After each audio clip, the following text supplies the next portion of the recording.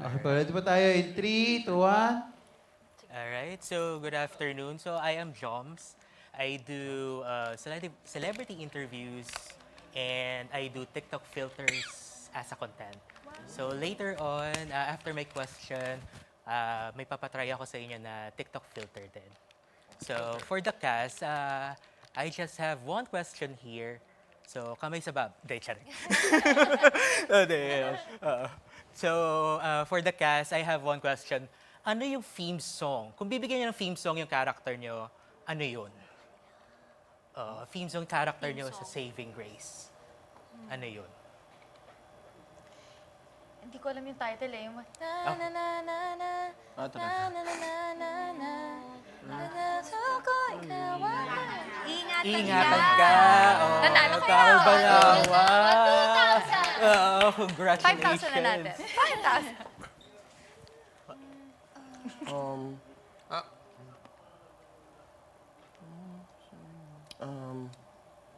Ay, go. Sige ka muna. Baam na ako eh. Guess the title, di ba? Good. Kung ako na lang sana. Kung Ayun ako ba na yung lang title? sana, Ay, di yan. pasok. Huli mo. Tuloy mo. Yun. Kung ako na lang sana. Yun na yun.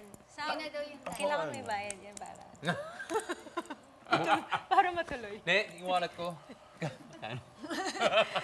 Yes. Pwede English? Yeah, Pwede naman, yeah. no? Yes. Both sides now. Ah. Walang sample, ah. Hindi namin alam yun. An ice cream castle. Kung alam ko may version niyan si Ate Shawi. Ah, di ba? Diba? Megastar talaga.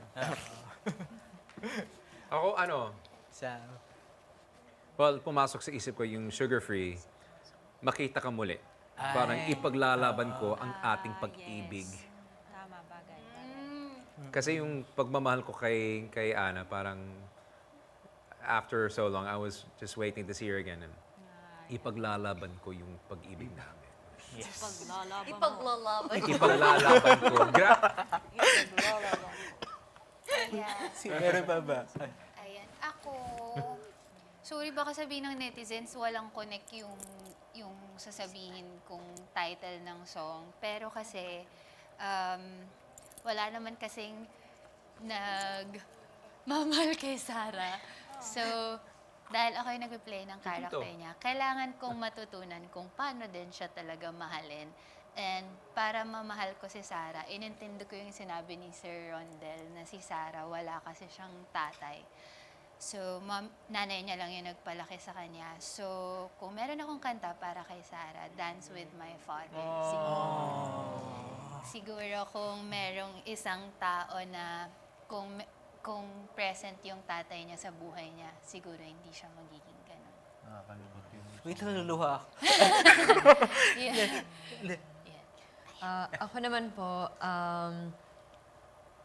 si Ashley kasi wala talaga siyang pakialam sa mangyayari kay Miranda basta makuha niya yung gusto niya sa career niya. Pero kasi naman, career yun para sa pamilya niya, para sa sarili niya.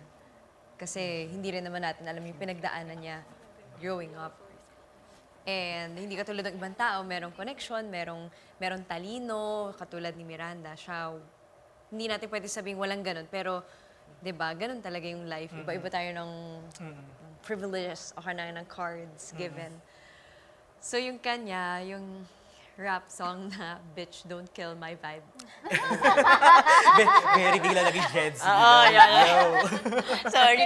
Kasi hirap na hirap talaga ako na pag nag-eksena kami ni Miss Megastar, nagsusorry ako after kasi parang naano talaga. Pero yun yung vibe talaga niya para... And it worked. Yeah. It worked. Super effective. Si Baby Girl, Lizzie, Ano yung song? what's the theme song of your character? Yung kinakanta mo sa Saving Grace, okay lang yun.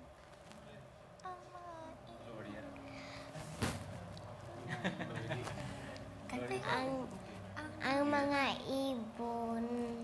Hindi niya alam yung title, pero kaya niya daw kantahin. Ay, oo, sample. 1, 2, 3. Ang mga ibon